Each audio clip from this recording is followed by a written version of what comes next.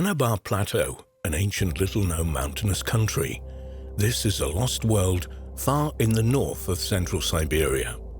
Audiences may already know a few things about the incredible Putoran Plateau. However, few people know the Anabar Plateau, which is located next to it.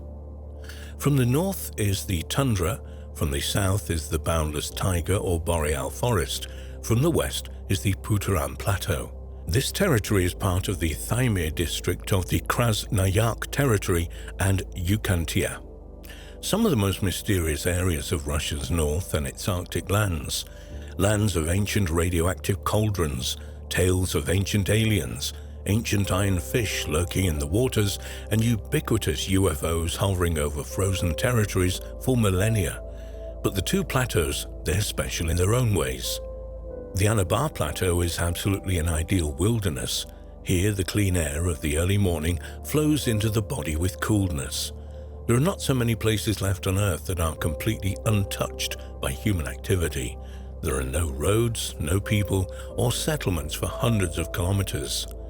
Here, in the undivided and boundless silence of the surrounding space, you can hear how the blood pulsates through the vessels and how thoughts fly through your head. The Anabar Plateau is called an open-air museum of the geological history of the Earth.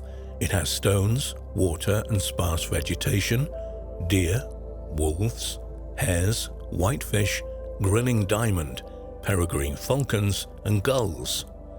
Perhaps this is all that can be found on a short trip to the Anabar Plateau, not counting the most beautiful views, except for the unexplained phenomena. The Anabar Plateau is a unique place in Russia. The history of the Russian exploration of the Thymir expanses, the North Siberian lowland, and the Middle Siberian plateaus began at the end of the first or at the beginning of the second decade of the 17th century. But there were people or other sentient beings here way before. In accessible places of the plateau, you can stumble upon ancient ruins with megalithic masonry foundations, the blocks of which overlap each other, and they partially preserve the remains of carvings almost erased by time. All this and much more is still waiting for its researchers, real researchers, not tourists. The Anabar Plateau is securely hidden from the outside world. This is one of the wildest places on the planet. There are mountains scattered across the vast expanse, suspiciously resembling the ruins of ancient temples. Rare photographs of the Anabar Plateau amaze the imagination and raise many questions. Take a look at these photos. Scientists believe that these are only natural formations. However, most of it looks like a destroyed and scorched city with the remains of buildings. The Ko-Tuikan River originates on the Anabar Plateau. On the banks of the Ko-Tuikan and other rivers, there are simply fantastic-looking rocks. On the plateau, the mountain surfaces have a mostly smooth landscape. There are no severe, sharp elevations.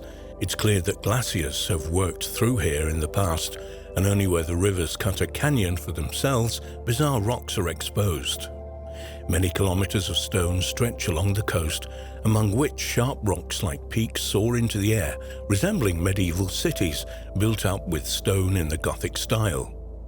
Of course, according to the official scientific theory, these bizarre columns of the ancient Acropolis are the result of the work of water, the frost, sun, wind, and so on.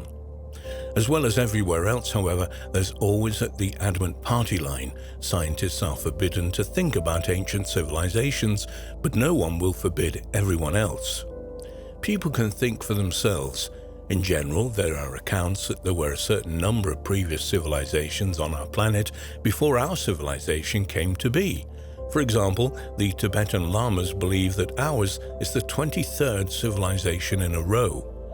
There are hypotheses that so-called guests also arrived from outer space, from China to Central Asia to Georgia to Armenia and other parts of the world. Some of them diligently fought each other with different types of weapons.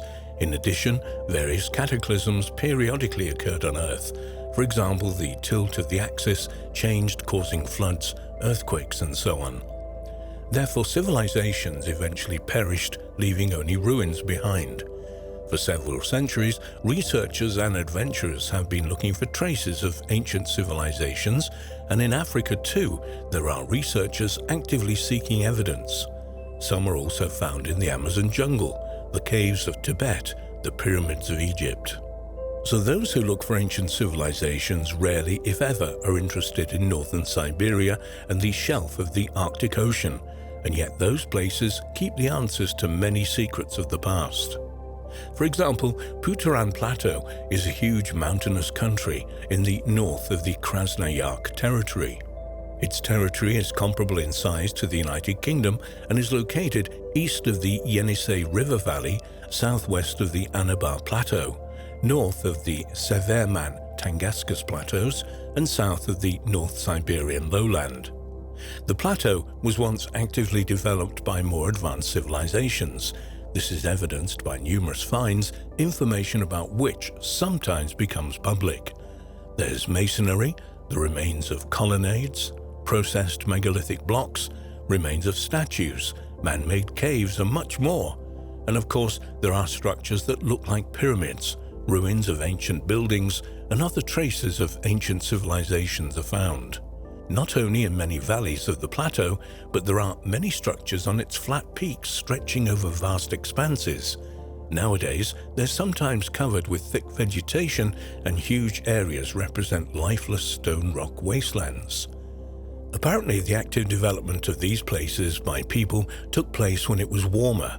The surface of the plateau was covered with forests, and to determine the time affiliation of all of these finds and to find out who these unknown builders were is a matter for the future.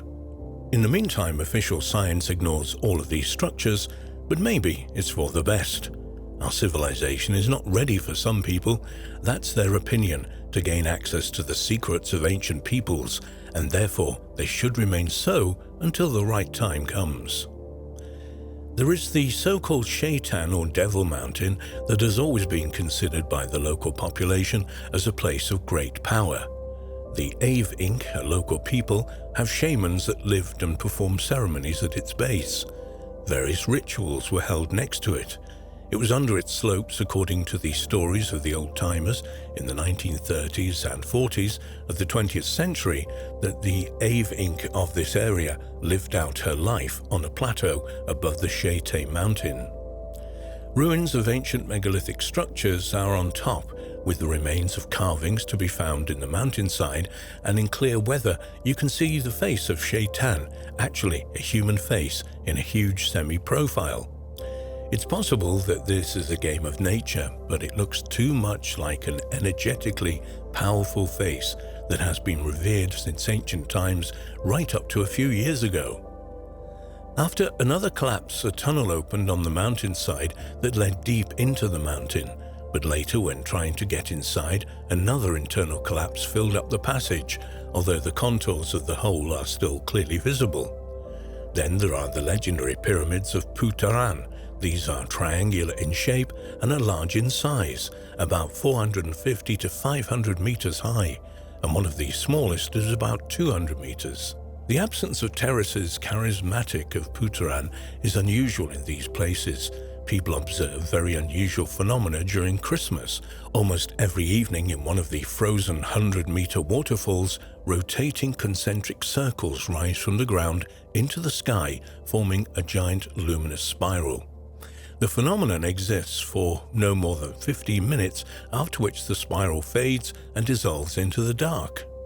According to the legend preserved by many generations of the indigenous inhabitants of northern Siberia and local spiritual leaders, who are usually disparagingly called shamans and healers, intelligent life has existed on our planet for many hundreds of thousands of years.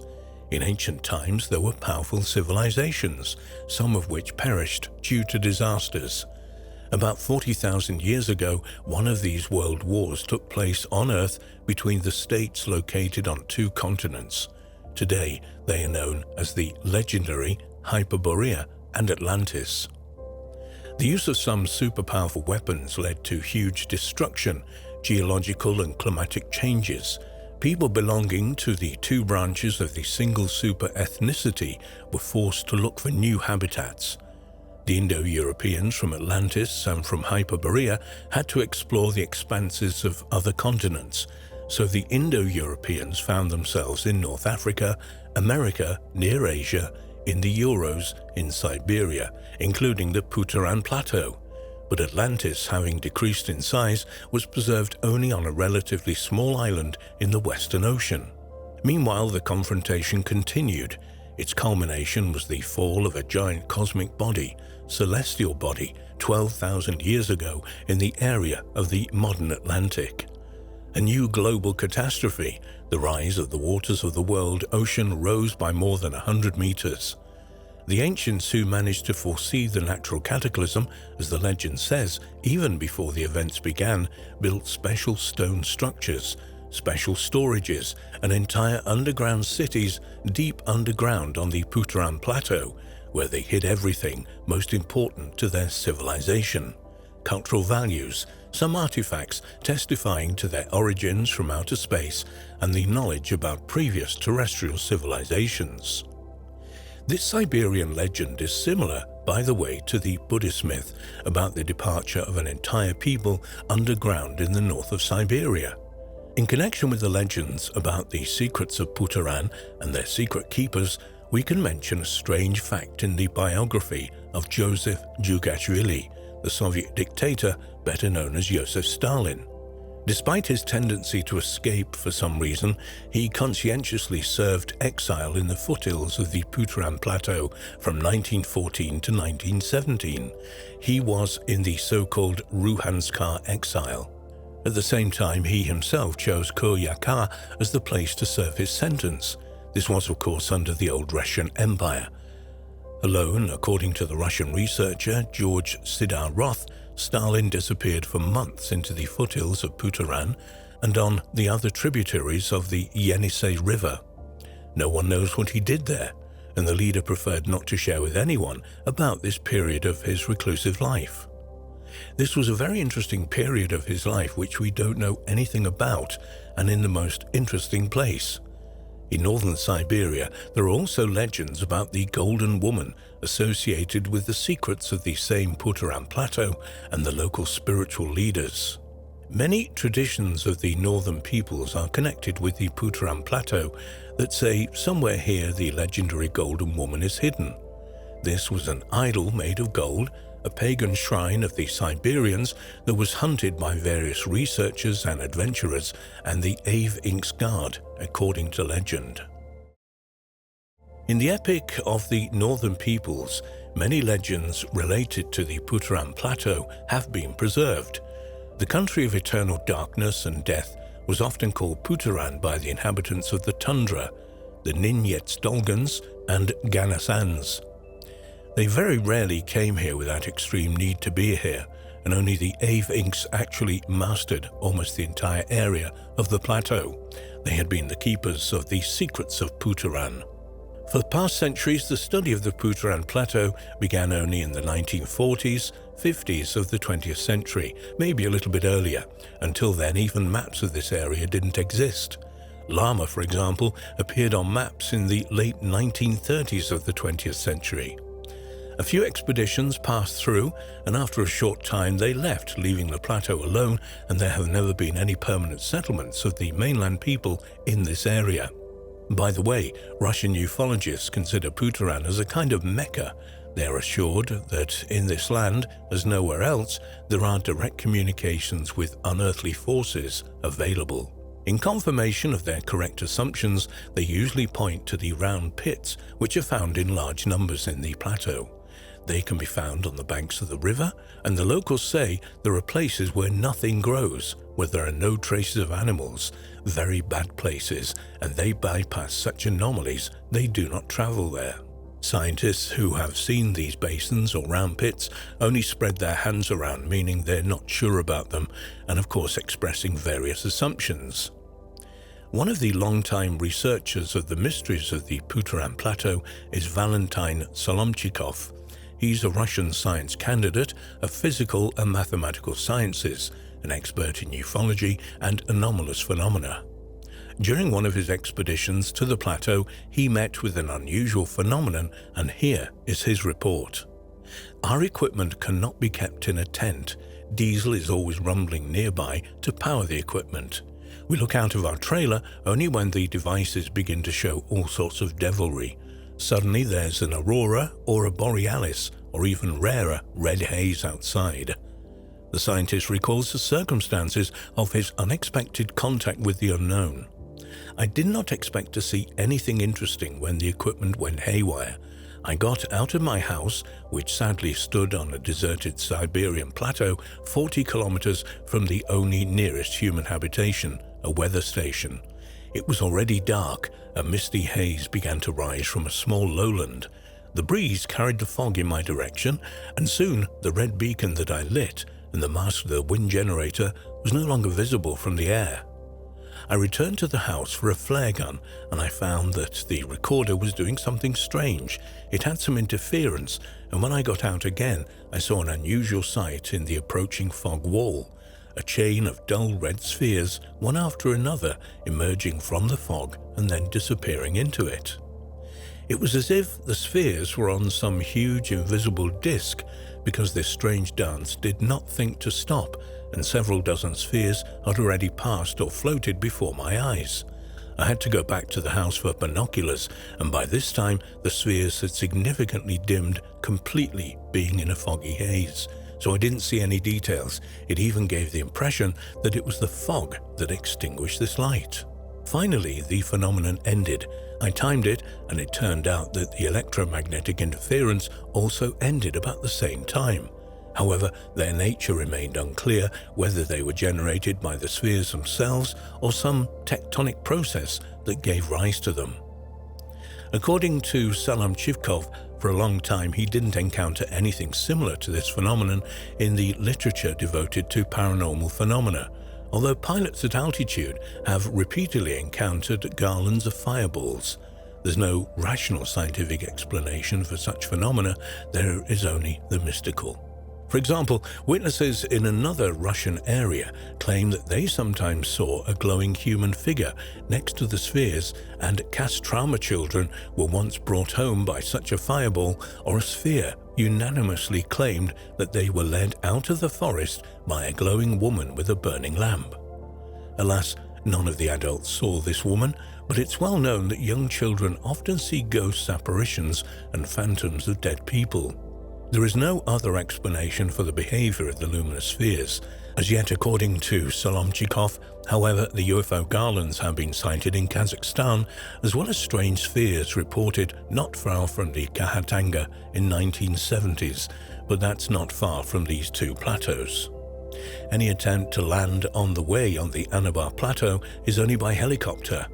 Geologists who come here to study rocks created a geochronological scale of rocks of 5 billion years, from the Cryptozoic to the Cenozoic era. The age of the rocks allows us to study the geographical history of the Earth. Geologically, the Anabar Plateau is unique. The Anabar Shield, which geographically coincides with the Anabar Plateau, is built by the so-called Precambrian rocks. Here, some of the most geologically ancient rocks come to the surface, Proterozoic and Archean having the age of 1.6 to 2 billion years old respectively. From 3 to 5 billion years, the history of the formation of these rocks is described by geologists as follows. For millions of years, the Siberian platform drifted from the southern hemisphere of the Earth to its current position in the northern hemisphere. A warm ocean splashed over it for a long time, in which sea sediments of different geological eras or epochs accumulated. As a result of the rise of the ocean floor, the most ancient sedimentary rocks appeared on the surface precisely in the area of the Anabar Plateau. The Kotukan River has cut its valley in these rocks for millions of years and created one of the most majestic landscapes on Earth. The river has exposed geological layers to which you can read the history of the Earth and, like a time machine, get access to billions of years in the past. There are giant craters in the Russian north, just like those all over the Earth, caused by either falling meteorites or from nuclear bombs from the past that we don't know anything about. On the Anabar Plateau near the Popigai River, there's the Popigai crater with a diameter of 100 kilometers. Of course, it's impossible to see the crater even from a helicopter, but the bottom of the crater is 200 meters below the surrounding area. The edges are eroded, and geologists suggest that about 35 million years ago, a celestial body about 6 to 8 kilometers in diameter crashed there. The industrial diamonds left behind as a result of the powerful impact were a state secret in the USSR and modern Russia. In the 1970s and 1990s of the 20th century, quite a lot of tourist groups were brought to the Putoran Plateau every year. There were many hunting and fishing places for them to seek, but due to the constant increase in tariffs for helicopters, the only transport available to the vast majority of the plateau, the flow of tourists has sharply decreased. Fishing points have been abandoned, and a huge part of the plateau has become completely deserted. Many valleys have not been visited by people for centuries. The Putoran Plateau is one of the very few completely underdeveloped and almost deserted places on our planet, and the plateau is indeed a difficult place to reach. But not wanting to exaggerate, it is much more difficult and expensive to get there, for example, to the center of the Taimyr Peninsula or some point of the mainland Arctic. But of course, most of them are closed to foreigners because of the strategically important military installations and facilities, and there are simply no regular tours for tourists there. But in other places of the Arctic, there are many of them. On the Putoran Plateau, access is only granted to the western part, the protected zone of the Putoran Reserve, so much for the inaccessibility. Tour operators do their best to explore the aura of mystery and inaccessibility of the Putoran Plateau, selling tours to a couple of well-known, well-maintained bases in the western part of the plateau. The remoteness from civilization, the pristine nature of the plateau, and some marketing do the job, and they bring tourists. There are a huge number of waterfalls on the plateau.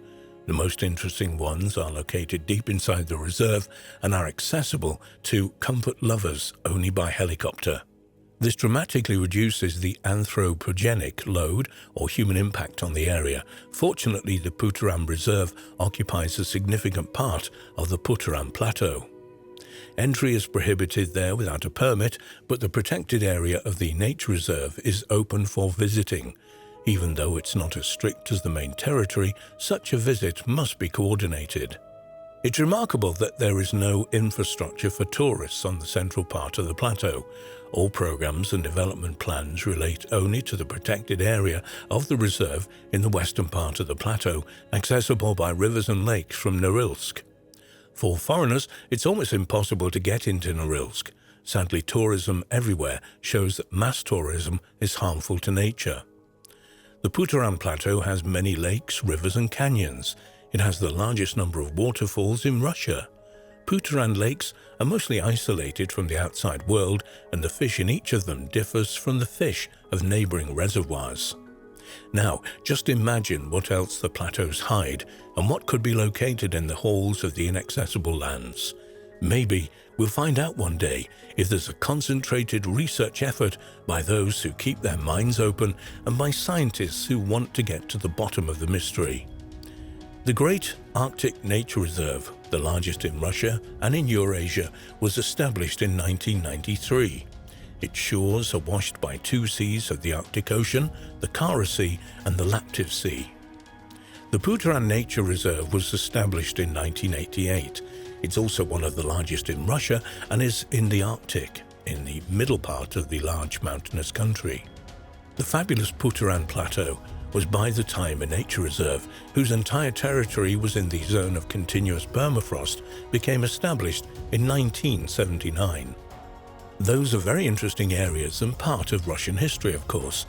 But before there was Russia, or even a hint of Russia, hundreds of thousands of years ago, maybe more, there were definitely civilizations in the north of the country, of which supporting research identifies areas in the Urals and also strange artifacts.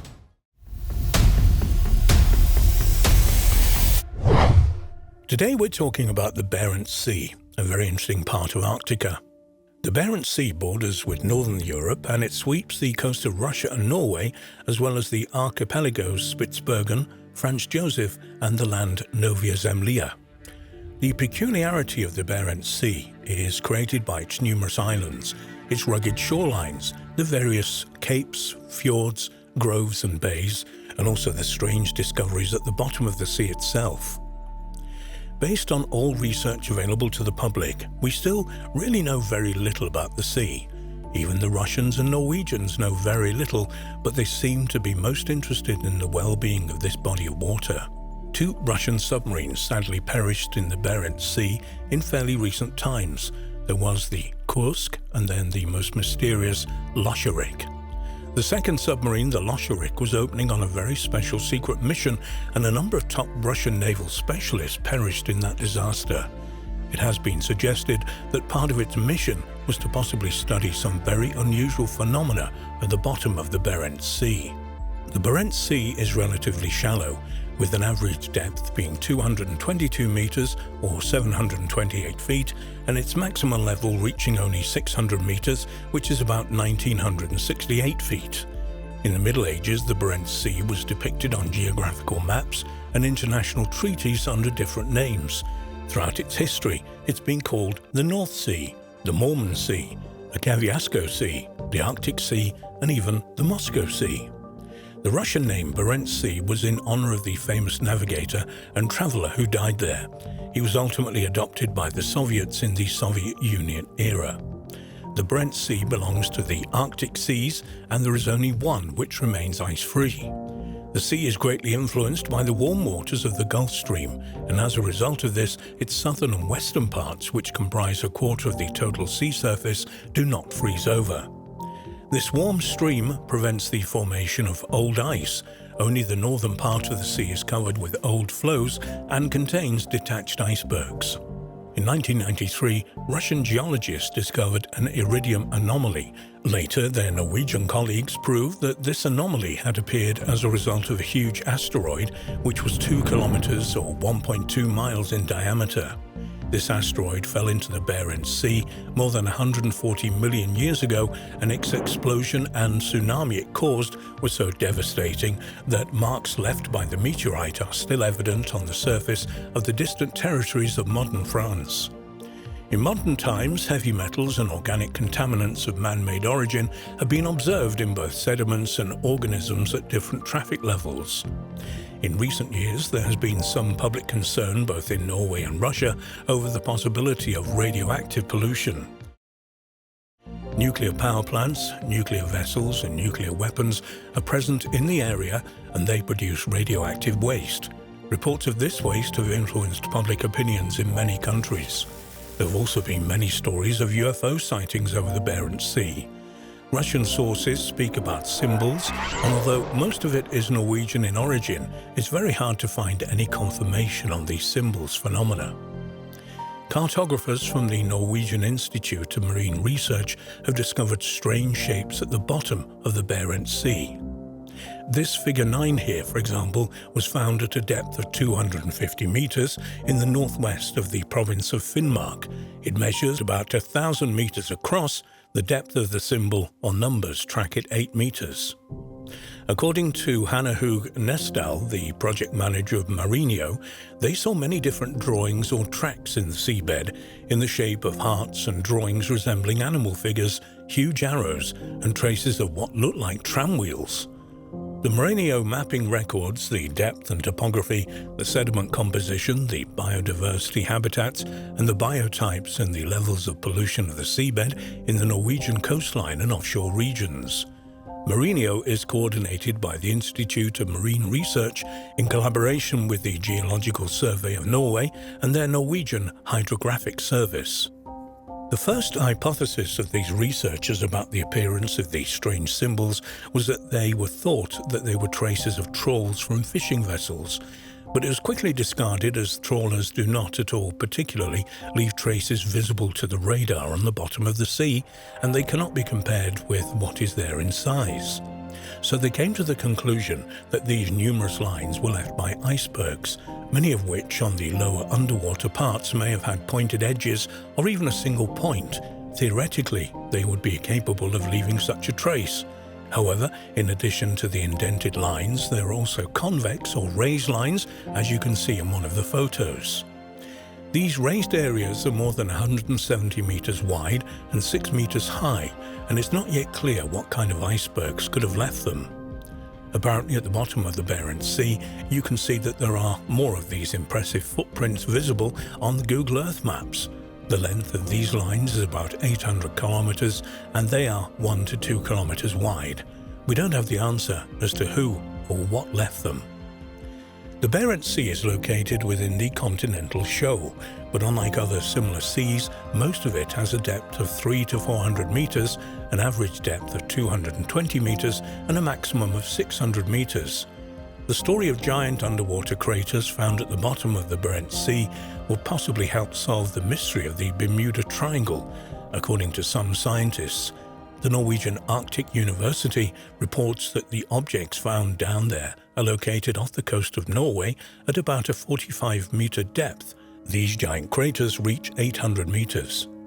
Geologists believe that these craters were formed as a result of large gas bursts. In their opinion, the release of methane provokes powerful underwater explosions called undex. These explosions melt ice and underground deposits, creating gas which bursts violently to the surface. At the same time, its volume increases by 150 times, the water temperature rises significantly, and dangerous vortices are born in the atmosphere. This process is very dangerous for ships and aircraft, which can crash due to pneumo collapse. The authors of the study believe that this theory can explain the phenomenon of the Bermuda Triangle, in which 100 ships have mysteriously disappeared over the past century. For confirmation of this, however, it's necessary to find similar craters on the bottom of the Atlantic Ocean in the areas bounded by Bermuda, Puerto Rico, and Florida. Such an expedition is not planned for the foreseeable future yet, however, and scientists intend to concentrate on studying the craters of the Barents Sea for now. Keep in mind, as was mentioned before, there were Soviet submarines on secret missions, or maybe they were not so secret to the Americans. They also found things around the Yucatan Peninsula and the Caribbean Sea, and there is still information coming to light about the strange carvings or tracks underwater that were discovered in Bermuda, Florida, and Puerto Rico, as there are, of course, American submarines researching and operating there. Let's go further back in time, when part of the ancient supercontinent, or Pangea, is still hidden under the Barents Sea. Pangea, or Pangea, was a supercontinent that existed during the late Paleozoic and early Mesozoic eras. It's assembled from earlier continental units approximately 335 million years ago and began to break apart 175 million years ago. In contrast to the present Earth and its distribution of continental mass, Pangea was centered on the equator and surrounded by the superocean Panthalassa. Pangea is the most recent supercontinent to have existed and the first to be reconstructed by geologists. The discovery was made by Norwegian scientists after studying the results of seismic studies and data obtained after drilling wells. They restored a picture of rocks and sediments that formed over millions of years. According to New Scientist, it turned out that in the era of the dinosaurs, the largest river delta in the history of the planet was located on the site of the sea. It was 10 times the size of the Amazon Delta. The delta existed 227 to 237 million years ago during the Triassic period. Its area covered the entire modern Barents Sea, and it was 1.65 square kilometers, or 1% of the total land area. Deltas are formed when a river carries sediment downstream and then dumps it on the coast. These deposits eventually form fertile plains for plants and animals. The ancient delta was located on the northern coast of Pangea. It was fed by numerous streams that arose due to monsoon rains and flowed to the shore from the mountain ranges located to the south. Scientists have not yet been able to determine what kind of animals lived in that place, but it can be assumed that amphibians thrive there and labyrinthodonts, which would have chosen a wetland environment. Vegetation included many ferns and sparse coniferous trees, and the coastal waters were inhabited by pelycosaurs and ichthyosaurs. Most of the rest of Pangea was much less hospitable, as the area of the equator there were dry and hot deserts, so the delta would have been almost the only cradle of life. It has been steadily expanding for 2 to 5 million years. It can be concluded that the sea level remained relatively stable. This corresponds to the early theory that in the Triassic period there was a stable greenhouse climate with no ice caps at the poles. Earlier, it was reported that traces of the ancient supercontinent were found under the waters of the Indian Ocean. There is a huge importance in relation to the Arctic for Russia. You hear a lot in the news about Russia becoming more militarized, and of course the West is looking to restrain it, or vice versa. During Soviet times, there were very unusual fortifications created or built, as if in some kind of preparation for something big. It's speculated that Russia's wealth will grow exponentially, not only in Siberia, but also in the Arctic. This is a very important territory for Russia, and according to many estimates, almost a quarter of the planet's hydrocarbons are concentrated there. This assumption is corroborated by the fact that there used to be warm seas, tropical greenery, and moist forest, because without this, there's no coal, oil, or gas. Also, the legends of Hyperborea and Arctida are well-founded according to a number of researchers, and on ancient maps, Greenland, Svalbard, Franz Josef Land, and Novaya Zemlya formed an arc. Inside this was the location of the current Barents Sea. It was probably still warm at the time. Maybe an ancient civilization existed in those mysterious lands, and the remaining evidence of these civilizations are the caves, mines, stones, shrines, and pyramids. Rumors of possible conflict between the United States and Russia seem to be overblown according to some researchers, and they believe that the challenge presented to these countries by numerous UFOs, USOs, and other possible phenomena in the cold water of the Arctic seas should certainly be more of a priority.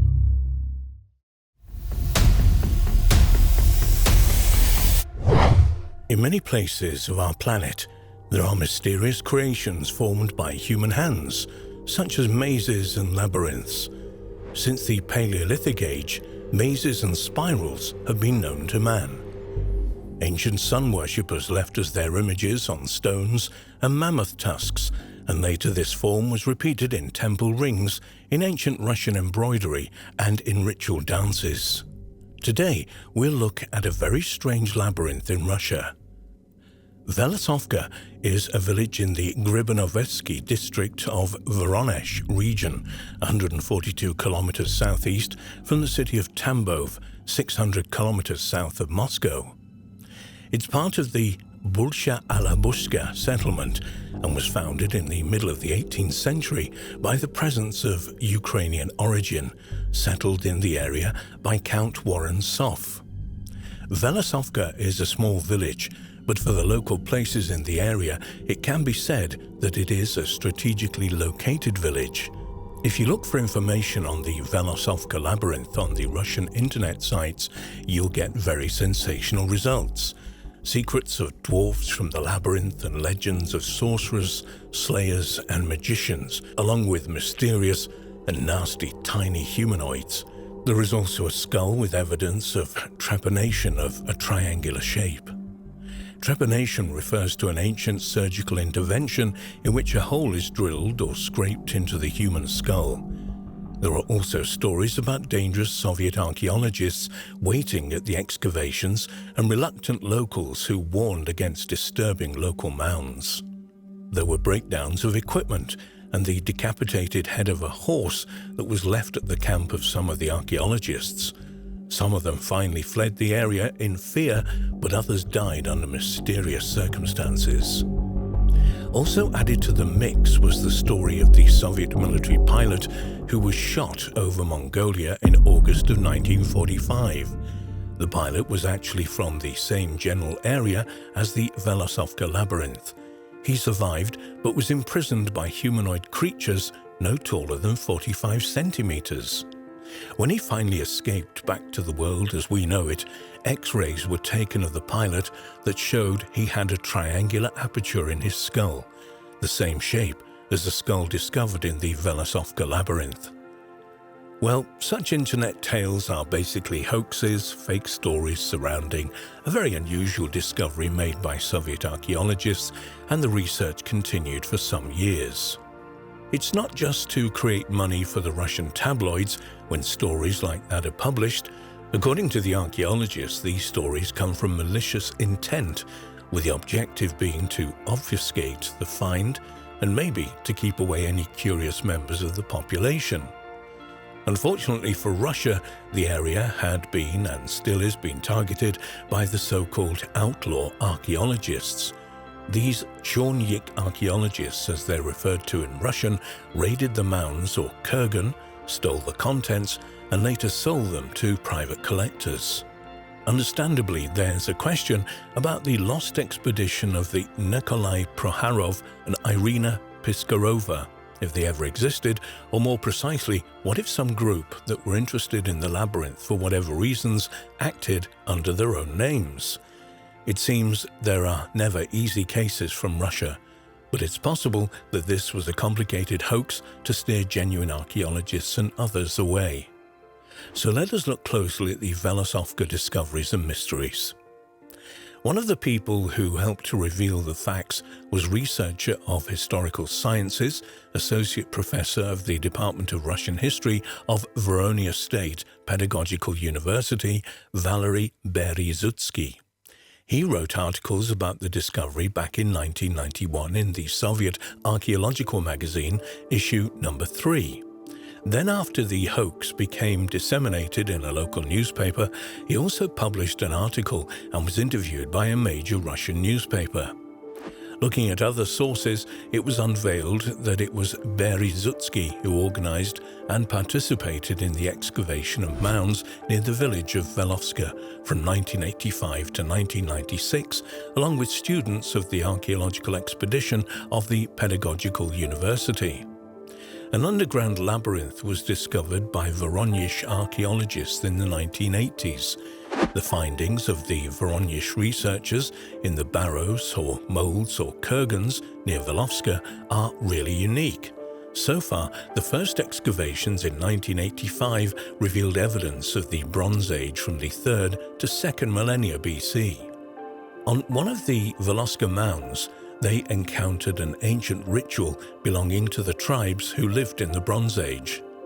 The structures of the graves of the creators were tightly clogged up with clay, and as usual it was sheer chance that helped them discover these structures and explore them.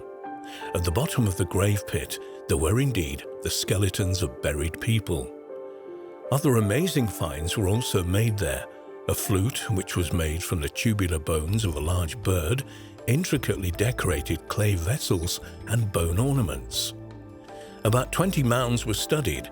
Unique data was obtained about the Bronze Age, nomads of the Roman Empire, Sarmat, and the nomads of the Golden Horde era of the 13th and 14th century when the Mongols invaded Europe.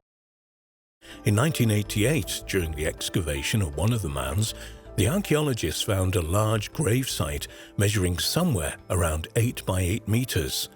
The find promised something out of the ordinary.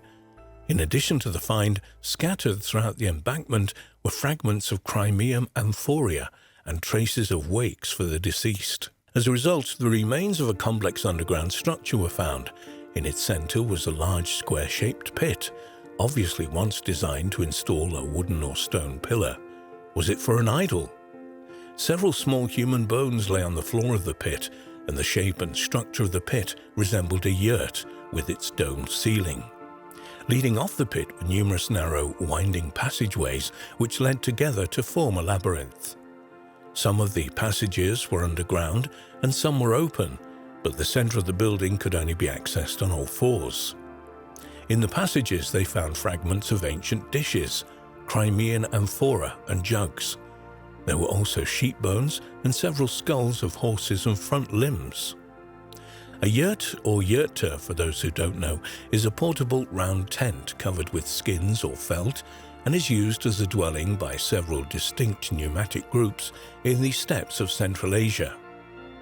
The structure consists of an angled assembly or latticework of wood or bamboo for walls, the ribs of a door frame, poles, rafters, and a crown wheel compression ring, possibly steam band. One of the horse skulls contained iron rods with pitchings, metal rods inserted into holes for better horse control possibly. The horse-bit shanks allowed the researchers to establish the time of the creation of the labyrinth, which was from the 8th to the 9th century AD. This is the time period of the domination of the tribes of the Hazar Kaganath or Kagani. Is it possible that the Iranians, Bulgarians, Hazars themselves, or smaller nomadic Turkic groups created the mysterious structure? Or was it created by some other tribe now forgotten? The findings of the archaeologists allowed them to come to this conclusion.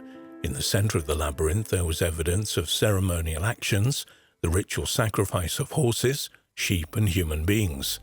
After the rites were performed, the creators of the labyrinth completely covered it with earth.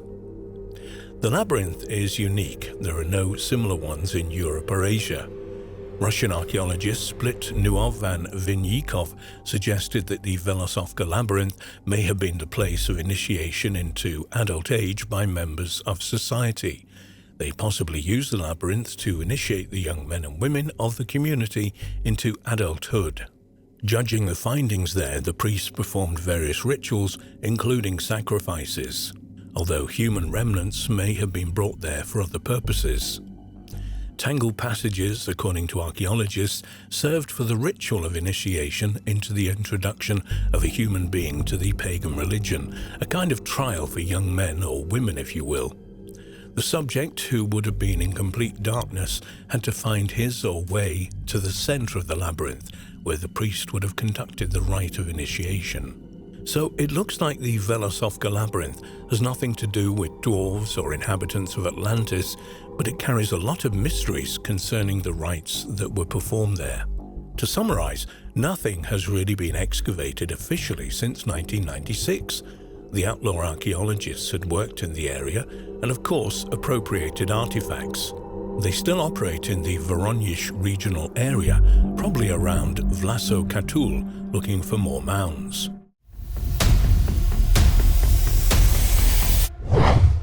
Back in the 1990s, information surfaced about paranormal phenomena around Lake Baikal, and in particular those of former military Soviet officer Mikhail Steinberg about underwater humanoids sighted by Soviet frogmen in the lake. This was not a lone account. Further investigation turned up other research of strange tall humanoids found in other parts of the Russian Empire and then the USSR. Ever since the 1970s, tales of strange phenomena have been reported near or in water, such as stories that appeared to tell of incidents off the shore of the Black Sea. Later confirmation of these events were published in a book by the late Mikhail Demediko, who was the Chinese interpreter for top Soviet military officials and was later a popular writer and researcher. Lake Baikal is a very interesting place. It possesses a local nickname, the Pearl of Siberia, and is also referred to by many as the Baikal Sea. That's important, and it's the largest freshwater lake in the world. By volume, it contains about 23% of the world's fresh water. It's also the most transparent and clearest water in the world. Its depth is about 5,387 feet, or 1,642 meters, which makes it the world's deepest lake, and it's the 7th largest lake by its surface area. Despite its great depth, Baikal Lake is well mixed and is well oxygenated. It is also the world's oldest lake, about 25 to 30 million years old, and some recent research suggests in about a few million years from now, it will become its own ocean. The majestic lake is surrounded by high mountains and is situated in a rift valley, where the Earth's crust is slowly pulling apart. The rift is active and widens about 2 centimeters or 0.8 of an inch every year. The fault zone is also active with hot springs, and earthquakes happen about 2,000 times a year. The lake is fed by 6 main rivers: the Upper Angara River, the Turka River, the Sama River, the Salminga River, and the Barguzin River, and also the Snars Nia River, including many other rivers totaling 330 flowing rivers, and is drained to a single outlet in the Angara River. Of course, we have ancient stories about tunnels that connect this lake with other parts of the world. Lake Baikal hosts more than 2,500 species of animal and more than 1,000 species of plants, of which 80% of plants and animals are endemic and can only be found at Baikal. It also has species that would fall into the realm of cryptozoology, or maybe study of extraterrestrial sentient civilizations, and its depths were apparently no secret to those who wrote the Mahabharata in ancient India. Baikal historians are more than attentive to the story of the failed capture of humanoids in 1982. For example, a well-known local historian, Borotia Alexei Vanyinko, believes that the ill-fated Soviet divers of Frogman could have easily seen something, and they were not seal carcasses. Alexei Vanyinko was one of the founders of the Ethnographic Museum of People of Transbaikalia, and at one time he worked as the director of the State Archive of the Burat Autonomous Soviet Socialist Republic. He was a member of the Academic Council of Archivists, or Archivists of Siberia, in the Far East, senior researchers of the Baikal Institute of Nature Management, candidate of Historical Sciences, and a doctoral degree student. He discovered prehistoric ostrich eggs in Boryata, found 500 new ancient monuments, petroglyphs and shrines, found graves of members of the Russian embassy mission Urafatsabalovsky, who were killed on Lake Baikal by the Mongols in 1650. He found relics of the local Orthodox church Walam Tchaikovsky, discovered the forgotten grave of the Hungarian poet Chandra Peter in Barbazine, and found many other equally interesting objects, ancient sanctuaries, fortresses and settlements. Is it easy to disbelieve such a person? In his article Traces of Real Extraterrestrial Life in Lake Baikal, he points out that local fishermen took the stories about the silver swimmers seriously. So, for example, the fisherman Nikolai Karyev from the village of Kurtuk, which is 40 kilometers from Slodyanka, told the local historian that in the 1990s, together with his comrades, he fished at the Klugla-Baikalskaya, or Kirkum-Baikal railway area, which stretches from Kurtuk to the port of Baikal. Lake Baikal on this place breaks off to a depth of almost 1,400 meters immediately, abruptly at the shore. If you fall overboard here, you will not escape death. Even in summer, the water's temperature in such places is no higher than 3 degrees. You can't swim to the shore, your heart will stop, and in the middle of the night, huge silvery bodies began to jump up out of the icy depths of the lake as if they were playing. The fishermen were frightened. What if these creatures turned over their motorboat? They would die. After dropping their nets and somehow starting the engine, they retreated to the village and never fished there again. However, from the shore, the local historian was also told about this case by other fishermen who were with Karyev, but out of all the witnesses, somehow Karyev remained alive. It's known that the story of Vanyinko was taken seriously by researchers who studied Lake Baikal in 2008 and 2009 with a deep-sea vehicle, Mir. Vanyinko, who was on that expedition, went down to the Lake Baikal himself, and according to him, it happened in the place where the military divers just collided with the swimmers. However, he says that the encounter did not happen at that time. Mikhail Demedico described a chance discovery. According to Vanyinko, the specialist of the Ministry of Emergency Situations of Russia with whom he spoke. Not only did he take the story of the fishermen seriously, but also confirmed the tragedy in 1982 really took place, and Vanyinko recalled that in that distant year he himself met the military on the lake of the Barbazine Bay.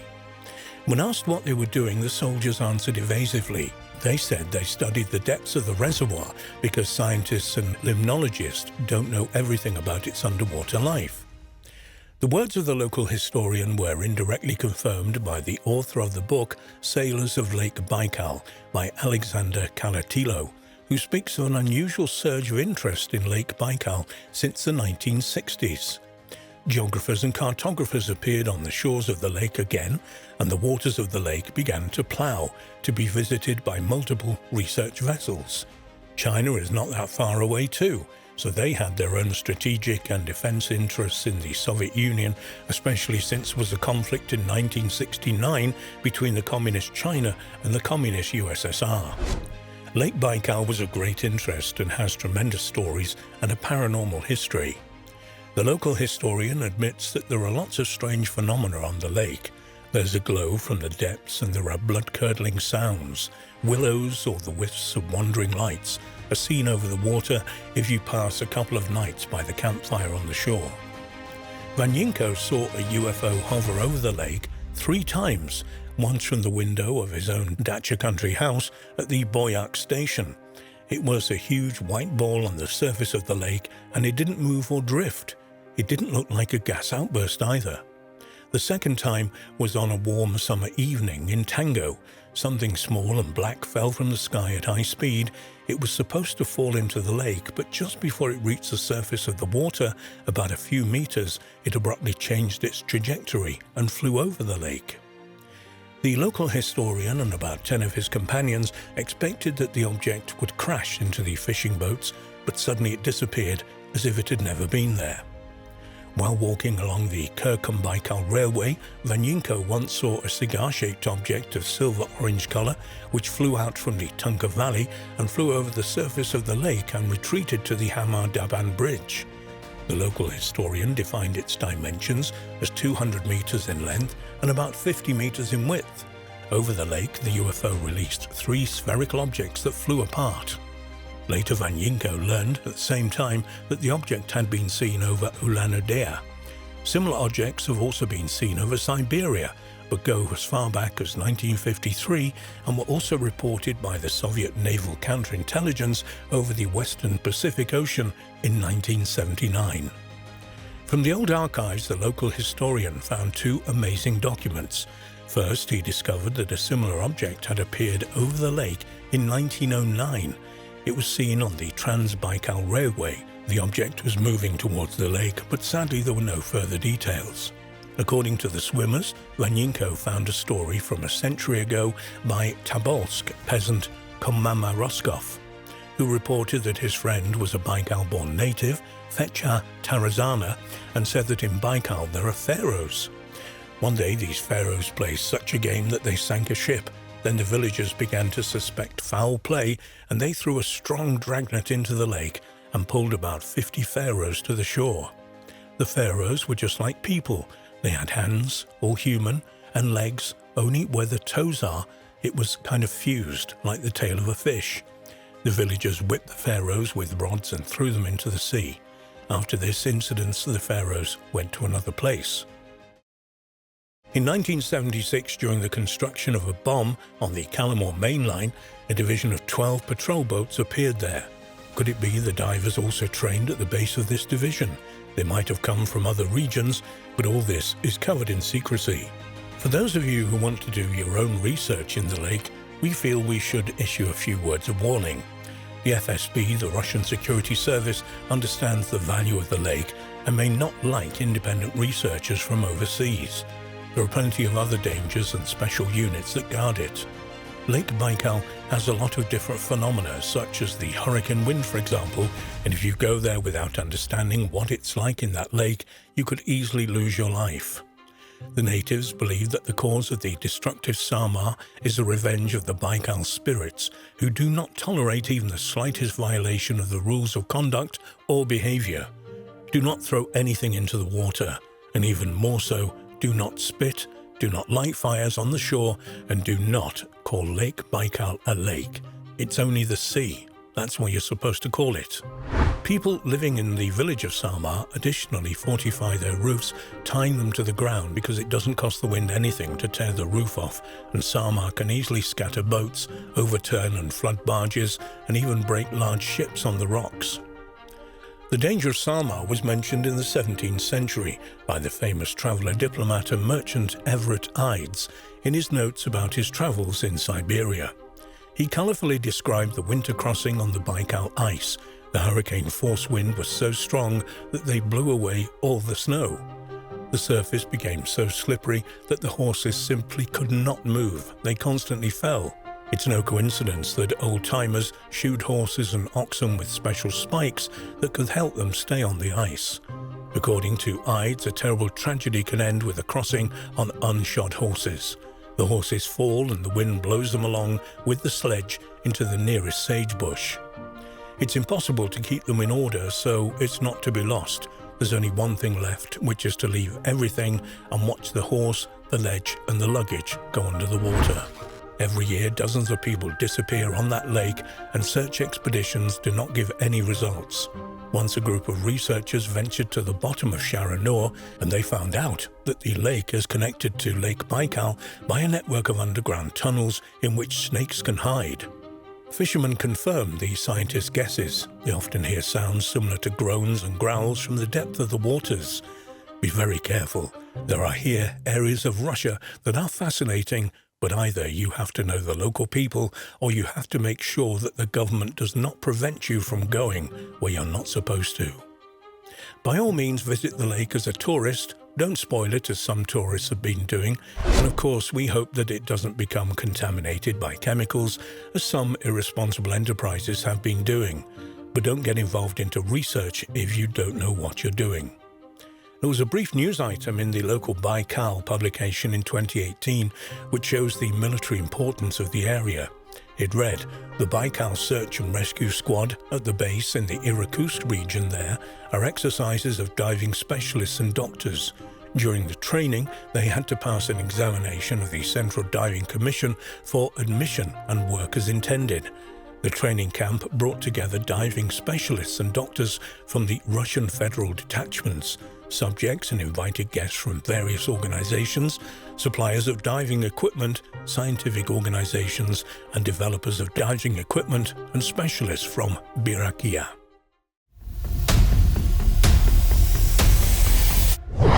To plunge into the atmosphere of mystical enigmas and mysteries, one should go to Russia, specifically to the Altai region. It has deservedly acquired the name Cradle of the World. The place from where humanity began its journey is there, in the heart of the Altai Mountains, where the borders of Russia, Kazakhstan, China, and Mongolia meet. Altai, a stunning land of snow-capped mountains, fascinating nomadic tribes, an incredible wilderness with offers of adventure. It is truly one of the most beautiful and pristine regions in all of Russia. The borders of this wild and untamed domain touch the semi-deserts of Mongolia and the vast Kazakh plains. For example, this is the place of the Yukok Plateau, mysterious and still largely unexplored. This is the most remote and isolated part of the Altai Mountains. The plateau lies at the heart of the Eurasian continent, almost equidistant to the four oceans of the world. Home to rare animals such as Argali sheep, the black stork, the steppe eagle, and most elusive of all predators, the snow leopard. Few outsiders ever come to the Yukok Plateau, but there are people who've lived there for generations. The Altai Mountains divide the waters of the great rivers, including the Ob River, which flowed northward to the Arctic, and from those draining into the vast Central Asian interior basin. The name in Turkic, Alatal or Altai means Al, which is gold, and Tal, which is mountain. In Mongolian, it's Altai Inuru, which means the mountains of gold. There was a very interesting discovery in the region. It was a cave, small but convenient Denisovan cave right up to the Altai Mountains. The key to many secrets had been hidden for a very long time. But it was here that anthropologists learned why modern man did not form on the territory of Africa as they had previously believed. Historians have found out when our ancestors first picked up a needle and sewed fur clothing for themselves. Archaeologists have understood why they find artifacts made by different types of archaic people nearby, and recent studies have revealed why the genes of Neanderthal and Denisovans are in the genome of modern humans. Until recently, it was believed that they couldn't have children capable of continuing the race. New secrets were revealed by the latest research of the finds made in the Denisovan cave. The first archaeological excavations in the cave above the Anui River began in the 1980s, and almost immediately it became clear that there were many discoveries waiting, as countless generations of people had lived in comfortable and safe caves in the middle of the Altai Mountains for many millennia, and the powerful sedimentary rock deposits have perfectly preserved the traces of their lives. But it was only in 2008 that the discovery was made, after which the Denisovan cave was compared with, in importance for scientists, to the Egyptian pyramids. So, what has been discovered there? There are no crypts filled with priceless treasures, just a small petrified bone. As it turned out later, it was the phalanx of the little finger of a girl, who at the time of her death was about 7 to 12 years old. The scientific director of the Institute of Archaeology and Iconography of the Siberian branch of the Russian Academy of Sciences handed over fragments to Professor Svante Pääbo, head of the Laboratory for the Study of Human History of the Institute of Evolutionary Anthropology of the Max Planck Society in Leipzig. The remains were examined and the results were simply stunning. Svante Pääbo was not in the laboratory at the time, but when he received a call, he was advised to sit down before listening to the news. Sequencing of the first mitochondrial and then the nuclear DNA showed that no Neanderthal or Homo sapiens were found, but a new ancestral species of the genus Homo, according to Dave Renienko. Genetic analysis proved that the people lived in the Altai were different from both Neanderthals and the ancestors of modern people. A new special branch in human evolution has been named Homo sapiens Altaians. The news about the discovery of a previously unknown species of human fossil has become one of the most sensational in the scientific world. The effect that publications about the decoding of the Altai girl's genome caused among archaeologists and anthropologists can only be compared with the Big Bang. For example, a science magazine ranked the discovery in Altai as the second most important after the discovery of the Higgs boson. Why did the tiny bone from the Denisovan cave attract the attention of the entire scientific community?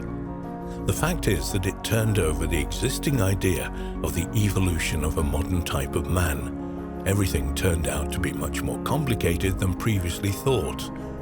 The discovery in the Altai has refuted the theory that modern man was formed on a single territory and then spread all over the planet. There were at least 3 focal points from where the Adamic populations of Homo sapiens, and geographically they were removed from each other. The scientist Devanyenko came to a conclusion, and many of his colleagues followed him. The theory proposed by the academians from Siberia was called a polycentric concept of human formation. Scientists had to admit that there were at least 3 and possibly 4 autonomous global centers for the formation of Paleolithic cultures in Africa, Eurasia, and Southeast Asia. Each of them played a role in the formation of both the physical appearance of modern man and his material culture. Soon the Denisovan cave presented another mystery.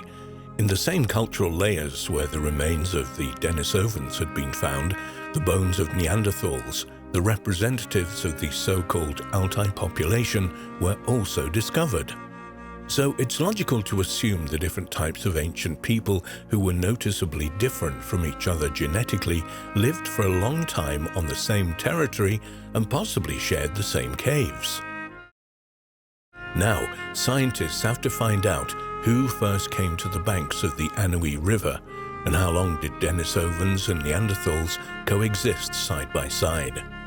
To do this, it was necessary to date the remains found, but it wasn't easy to do so.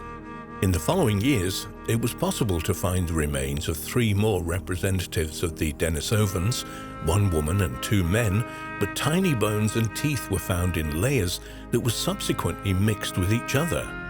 It was extremely problematic to determine the age of the remains from neighboring rocks. The initial dating gave a very wide range from 170 to 50,000 years ago.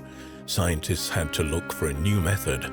Only by the beginning of 2019, an international team of researchers managed to cope with the task. Scientists have studied microcrystals of potassium feldspar found together with tools and human remains from the Denisovan cave. This sedimentary mineral changes under the influence of sunlight, which allows you to determine exactly when it was last on the surface. For optical studies, almost 300,000 individual crystals were collected from more than 100 sites of the cave, and then the age of each of them was established. A comparison of the result of optical and radiocarbon dating of rocks and remains allowed scientists to fairly accurately determine the age of all the cultural layers and therefore the finds that were made in them. As it turned out, the Denisovans settled in the Altai much earlier than the Neanderthals and had lived there for more than 200,000 years. The oldest of the tools found, which they had used, was made at least 287,000 years ago. Neanderthals became neighbors of the Denisovans much later. They lived in the Denisovan cave between 193,000 and 97,000 years ago, and the first inhabitants of the cave remained in the Altai even after the newcomers had left. The youngest of the Denisovan remains found are more than 50,000 years old. The youngest was a girl whose remains gave rise to the study of the historic of this kind of archaic people. In the scientific community, she's often called Woman X. Recently, another international team of scientists conducted an independent study and received almost the same dates as their colleagues. The approximate period of life of Woman X was determined as 76.2 to 51.6 thousand years ago. Now, scientists are trying to establish the age of the new most valuable find. In 2016, there were no tiny bones or teeth found in the Denisovan cave, but they did find a whole piece of the skull of a Denisovan, 2 fragments of the left parietal bone that were connected to each other. In March of 2019, paleoanthropologists from the University of Toronto in Canada studied these samples, and after the analysis of mitochondrial DNA, they proved that the fragments were part of the skull of another Denisovan. Nevertheless, the Canadian scientists are glad that researchers have not just got bones or teeth, but the first confirmed fragment of the skull of a Denisovan man. Perhaps someday it'll be possible to restore the appearance of the Denisovan it belonged to. We're always greedy and want more, according to the Canadian scientists. They do not intend to give up. They're sure they'll find a way to solve the problem. It's increasingly important to date each of the Altai finds because so far it's not been possible to find the remains of this type of people anywhere else in the world except the Denisovan cave. After the finds in the Altai, it forced science to reconsider the idea of the evolution of modern man. No one expected the Denisovan cave could present an even more sensational surprise. However, it did manage to surprise everyone again. In 2016, a tiny fragment of the fossilized remains of another girl was discovered there. It is so small that it's difficult to determine its exact place in the skeleton. However, it was possible to extract enough bone material from the find for DNA analysis. Genome sequencing was again performed in the laboratory of Swante Babo, and again the results were so sensational that some of the best paleogenetic experts in the world did not believe themselves at first. Scientists carefully checked everything again. They made sure that the samples were received cleanly. Such versions as mixing of the materials in the laboratory's analytical equipment and even the consequence of cannibalism was excluded. The scientists had to admit that the error was indeed excluded. The girl whose remains were found in the Altai was more than 13 years old at the time of her death. As recent studies have shown, she lived in the Denisovan cave from the period from 118,000 to 79,000 years ago. But most importantly, the teenage girl turned out to be a descendant from a mixed marriage, which was previously considered either impossible, at all, or unproductive. Her father was a Denisovan man, and her mother was a woman from among the Altai Neanderthals. Moreover, the girl's parents were also not purebred representatives of their species. So her father, who was a Denisovan, had at least one Neanderthal ancestor, but genetically, hybridization with these species had occurred from about 300 to 600 generations before his own birth. If we assume the length of the generational change in the Paleolithic time was about 25 years, then the crossbreeding of the ancestors of the girl's father would have happened about 7,500 to 10,000 years before the birth. The traces of previous crossbreeding were preserved in the genetic material of the Neanderthal mother. At the same time, the girl's maternal ancestors came to the Altai relatively recently, about 20,000 years before her birth. Genetic analysis has proved their kinship with the Neanderthal inhabitants of the Vindija cave in Croatia. Before that, no traces of a group of Neanderthals, who were relatively recent immigrants from Europe, were found in the Altai. The decoding of the genome of the teenage girl from the Denisovan cave proved that she was a hybrid of a Denisovan and a Neanderthal in the fourth generation, with 1.2% of the girl's DNA fragments corresponding to that of a modern person, 38.6% to Neanderthal, and 43.3% to Denisovan. It's too far-fetched to assume that the remains of the only descendant of a mixed marriage between a Denisovan and a Neanderthal fall into the hands of the scientists by chance, so we have to believe in another hypothesis. Populations of human subspecies did not just live at the same time, they met and mixed, and the fact that the scientists were able to find the first direct descendant of two extinct species suggests that such unions were quite common. It's known that the descendants of different species are not capable of further reproduction if they're sterile, for example. If you were to cross a mare and a donkey, then the mule offspring would not be able to continue their kind. Previously, scientists assumed that the different types of archaic people could not have a common offspring that would be capable of reproduction. But since there are traces of repeated crossbreeding in the girl's genome, it should be recognized that despite all the cultural and genetic differences, Denisovans and Neanderthals belong to the same biological species. If the brown-eyed, dark-haired half-breed girl had not died in adolescence and instead had grown up and married any of the men who lived in the Denisovan cave, she herself could have given birth to a child. As recent studies have shown, traces of the mixing of Neanderthals and Denisovans can be traced to the genome of some of our contemporaries.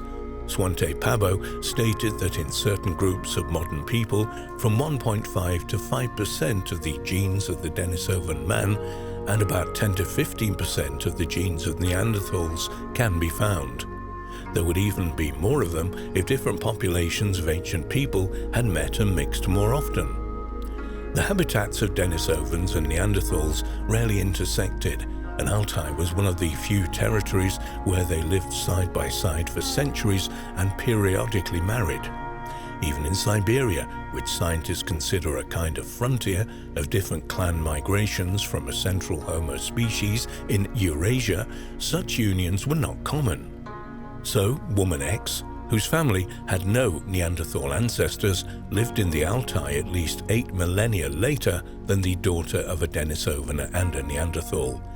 This means that the mixing of species was not a common occurrence, but even so, it's difficult to overestimate the role that the Denisovans played in the formation of a modern anatomical human species.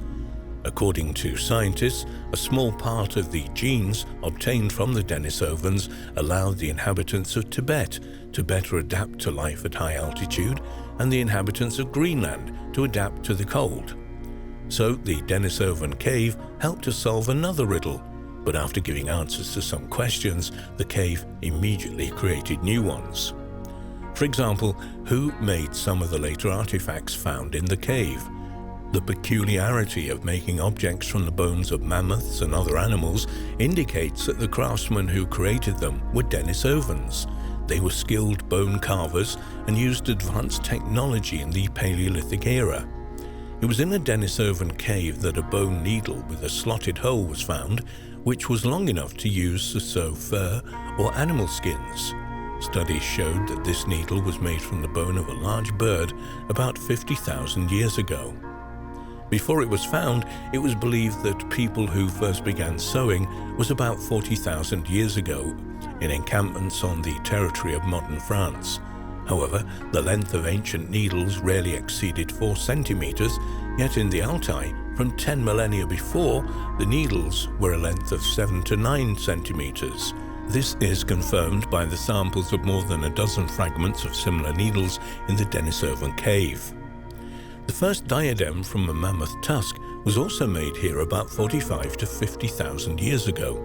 Similar hair ornaments are found at other Siberian Paleolithic sites, but their age is much less at 20 to 28,000 years.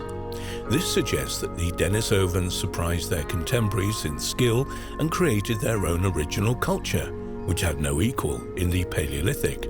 However, recent dating has shown that some of the artifacts found in the Denisovan cave could not have been made by the Denisovans, as some pendants and bone tips were made in the period ranging from 32 to 48,000 years ago. At that time, completely different people were living in Western Siberia. They were an early form of Homo sapiens. But why did these ancestors of modern man use the same technology as their predecessors, the Denisovans? Genetic memory cannot explain this. This is just one of the puzzles that has to be solved. The main uniqueness of the Denisovan cave is that every year the task of understanding becomes more difficult, not less. The dream of any archaeologist is to uncover how a species came into being, how they lived, what nature surrounded them.